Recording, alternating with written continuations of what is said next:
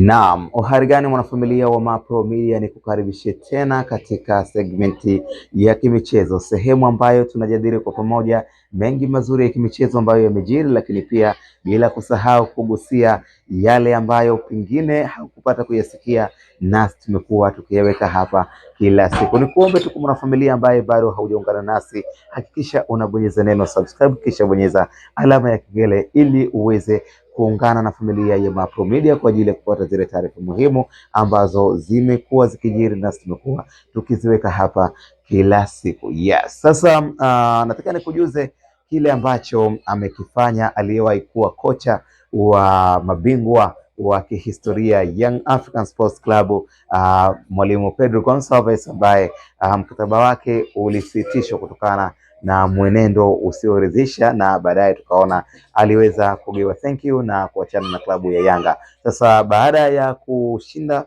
ubingwa wa ligi kuu kwa msimu wa 5 mfululizo Young Africans, juzi Mwalimu Pedro Gonçalves aliweza kupata taarifa na kuona kwamba Young Africans, timu ambayo alikuwa akifundisha ama timu ambayo alianza nayo msimu, imeweza kutetea taji lake la ubingwa ligi kuu Tanzania bara NBC Premier League. Wengi walikuwa wakijiuliza Mwalimu Pedro Gonçalves atafurahi ama atachukia, kwa sababu aliweza kukatishwa mkataba wake kabla ya msimu wa ligi kuu Tanzania bara NBC Premier League kumalizika na kibarua chake ama nafasi yake kupatiwa Mwalimu Mwalini. Lakini kitu cha kipekee ambacho nafikiri hii ni kutokana na namna ambavyo Young Africans wamekuwa na upendo. Young Africans wamekuwa wakiishi na watu vizuri, kwa maana walimu wanaokuja kufundisha makocha hao, lakini pia hata wachezaji wa kigeni ambao wanakuja hapa wamekuwa ni sehemu ambayo hawaisahau. Wamekuwa ni sehemu ambayo natamani kurudi kwa mara nyingine tena, kuweza kushare ideas, kuweza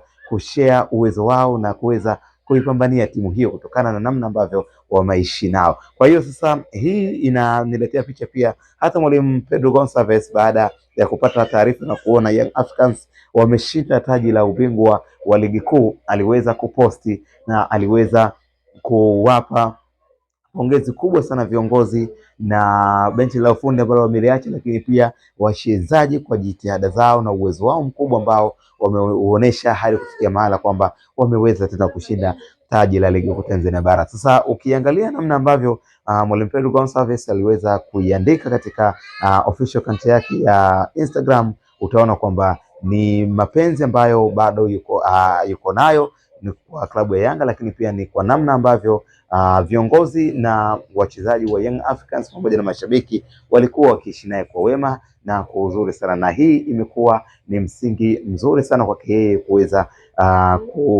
kuweza kukumbuka mema ambayo Young Africans wameyafanya licha ya kusitishiwa mkataba, lakini anaamini kwamba Young Africans ni moja ya timu ambayo imeishi na yeye kwa upendo, imeweza kumheshimisha na imeweza kumpa thamani yote ambayo amekuwa akihitaji kupatiwa. So ni kitu kizuri sana kuona mtu ambaye mmeweza kuachana naye lakini bado anakumbuka mema. Hii inaonyesha kwamba ni kwa namna gani viongozi wa Yanga wamekuwa imara, lakini pia hata mashabiki wao wamekuwa ni watu wa upendo sana. Tumeona mara kwa mara Young Africans ikipigwa faini kwa adhabu ambazo pengine ni makosa ya nje ya uwanja ama makosa kipindi cha mechi, wa mashabiki wa Yanga wamekuwa mstari wa mbele sana kuomba kugewa lipa namba, kugewa akaunti ambazo zinapokea pesa kwa lengo la kuichangia klabu hiyo ili waweze kulipia adhabu hizo. Hii ni upendo wa hali ya juu, na hii inaleta chachu ya kuona hata wachezaji ambao wa kigeni wakija hapa